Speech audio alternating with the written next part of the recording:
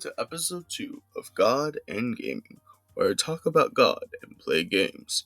During this episode, I would like to talk about one of the attributes of God, that being God's holiness. However, before I talk about God's holiness, what does it mean to be holy? A generic definition of holiness would be morally good and righteous. This is a definition that is mostly true and most would agree with. However, the Bible considers a different definition of holiness. What would this definition be? Well, the best analogy I found that has a definition attached to it is this. So, I'm assuming everybody knows what a bathroom is. A bathroom could be considered holy because there are certain rules and regulations, so it is set apart from any other room, making it holy. So, in modern English, holy can equate to set apart.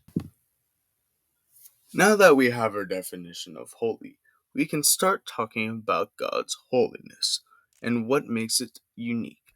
So, why is God considered holy?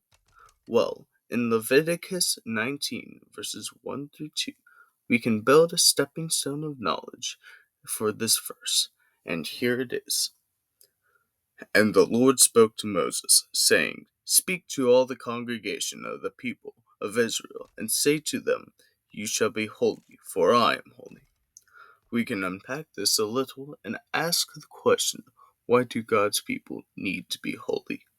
Let's put a pin in it and look at Isaiah 6, verses 2 through 5, which states, Above him stood the seraphim. Each had 6 wings. With 2 he covered his face, with 2 he covered his feet, and with 2 he flew. And one called to another and said, Holy, holy, holy is the Lord of hosts. The whole earth is filled with his glory. And the foundations of the thresholds shook at the voice of him who called, and the house was filled with smoke. And I said, Woe is me, for I am lost, and I am a man of unclean lips, and I dwell amidst a people of unclean lips. For my eyes have seen the King, the Lord of hosts. As we see in this text, even seraphim cry out holy, not just one, but 3 times. The seraphim didn't say loving, loving, loving, or good, good, good. All these are also true, but the reason why the seraphim say holy almost emphatically is because even amongst spiritual beings, the Lord God is set apart because of the vastness of all his other attributes.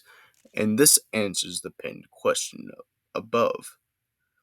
Since God is holy, in the essence that he is infinitely just, he needs his people to be at the same standard of holiness. We can also look at what Isaiah said about being unclean, because God's goodness cannot mesh with anything detestable.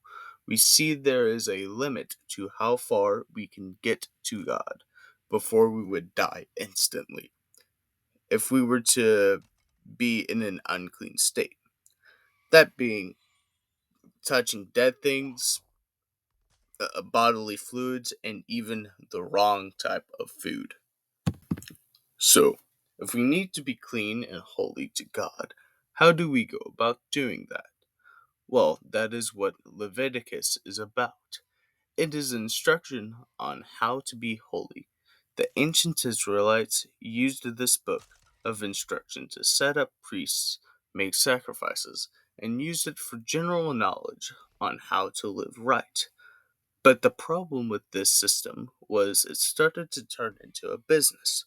It turned less into the idea of God getting closer to us as we get closer to Him, and more into the doing right things on the outward appearance and sinning inwardly.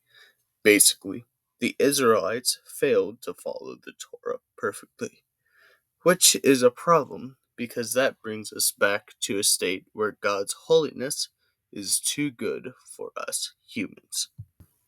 But good news, God has a plan to deal with this. If we look at Isaiah 6, one more time and move to verse 6. This is what it says. Then one of the seraphim flew to me, having in his hand a burning coal that he had taken with tongs from the altar. And he touched my mouth and said, Behold, this has touched your lips. Your guilt is taken away, and your sin is atoned for. This is a reversal of everything that we knew about up until now. Instead of an unclean thing transferring its power to a clean thing, it is a clean thing transferring its power to an unclean thing. And if we fast forward to AD 1, we see God fulfilling that promise via a woman called Mary, who gave birth to Jesus. This Jesus is important because during his ministry, he would heal people of disease that kept people outside of the temple. Diseases such as leprosy, being lame, being blind, and some were even brought back from death. Another example of God's holiness. So, a quick recap before we continue. We see that God is holy in the essence of being infinitely good and wise, just and loving. And because God is holy, we need to be holy as well. And we obtain this holiness by living right and putting others before ourselves. But we also need to make sure we don't fall into a works righteousness habit.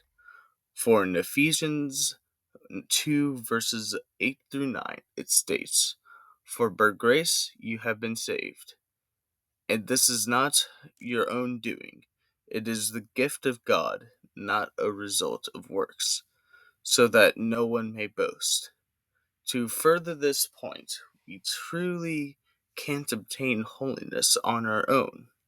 That is why Jesus is the perfect human who never had sinned to fulfill the law of the Torah and was also the sacrifice for our unholiness, so that we could be clothed in his holiness.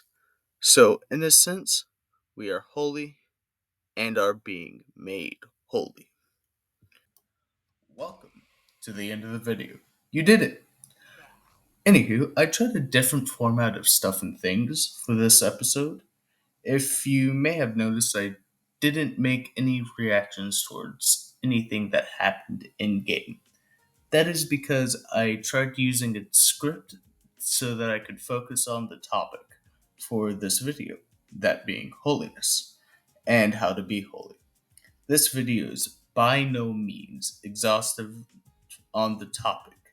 If you want to know more about holiness, I will put links in the description about it, and it will also serve as my thanks to section. But yeah, that's the video. God bless.